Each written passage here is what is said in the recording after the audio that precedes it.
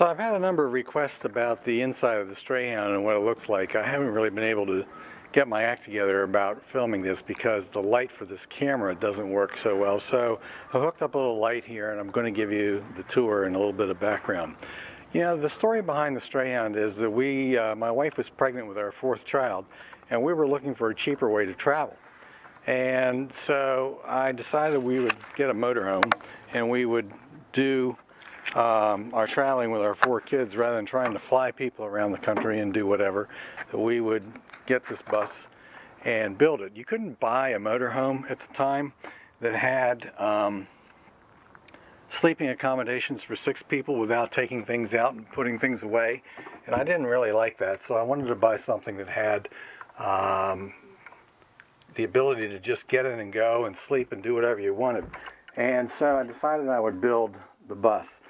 I had a love for these buses ever since I was a child, and I was on the Greyhound buses going to and from my summer vacations with my mother. And so we decided that we would buy the bus and it would be the worst thing or the best thing that we ever did. So we got it, and it took 2.5 years to convert. And as you can see, these wires, by the way, down in the stepwell and whatnot are just for this light. We got the bus and it took 2.5 years to convert. And we've traveled all over the country in it with our 4 kids. Each of our 4 kids have been to many of the national parks and to 42 states, each of them. My wife and I have been to 3 more states. We've been to 45 states since then, and Canada. So as you can see, everything in here is basically homemade. I made all the cabinets from raw lumber, unfinished oak plywood and oak boards, solid oak boards. And I made all the cabinet doors, all of the woodworking, all the plumbing, all of the electric. Everything I did myself. The only thing I didn't do was the upholstery for the cushions. So I wanted to maintain as much of the bus look on the outside as you can see from many of my other videos. And I also maintained this area in the front that is basically the way it was when this bus was in service. I figured it was functional, and why mess with it? Just another job that I didn't need to do at the time. That was almost 30 years ago. So we got the bus and we started in the back, and we had a floor plan, and we did as much as we could. I did as much as I could at night. My goal used to be to put in 1 piece of lumber a night, and eventually we got there. So just to give you the tour, these bus seats I bought, they were the most expensive item that I bought, single item that I bought for the bus. I bought the 2 dinette seats that you see here, and the driver's seat, I bought reconditioned cushions from a seat manufacturer. Not reconditioned, but new seat cushions. And they were $1,600 at the time for the total. This front seat turns around and there's a platform down below that folds out and makes the floor flat there so that you can ride comfortably sitting in the seat while it's facing forward. This table comes off and it stores behind these 2 seats next to the kitchen stove cabinet. We have a microwave, ventilation and light for the hood. We have a 34,000 BTU propane fired furnace underneath of there that keeps the bus toasty in the wintertime, although I prefer to go to campgrounds and use the electric with those little electric radiators that warm up. They seem to work really well, and they don't use propane, so you don't have to pay for the propane. It has a slide out cabinet working space here, and we're getting ready to probably remodel this and do an upgrade to the Formica and put in more expensive countertops. Of course, it has hot and cold running water.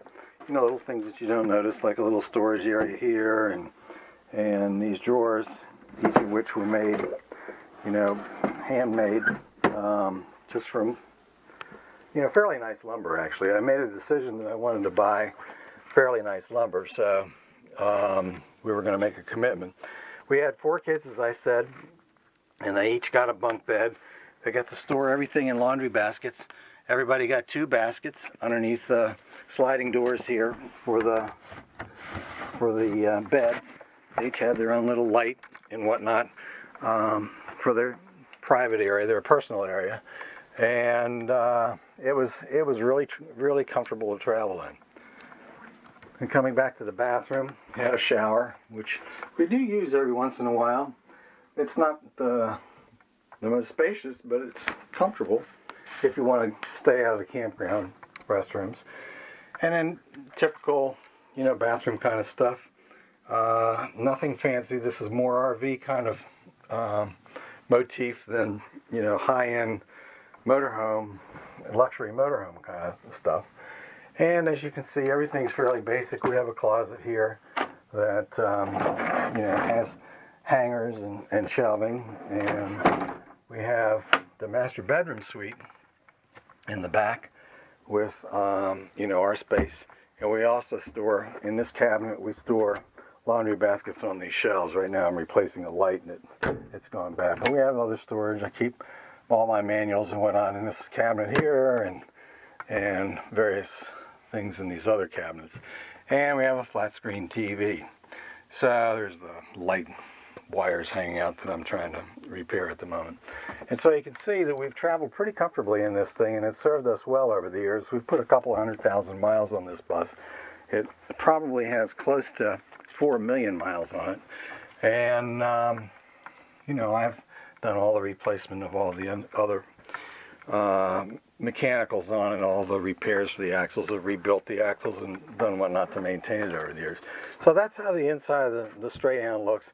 What I hope to be able to do soon is to put a how-to book online about where to start with buying a coach and what kind of coach to buy, what your needs are, and where to start. Because a lot of people would like to do this, I believe, but it is kind of a daunting undertaking.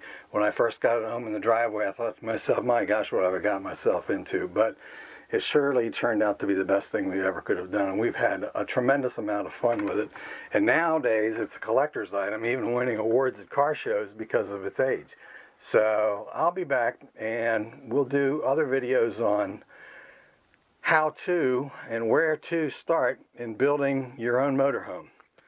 See you soon.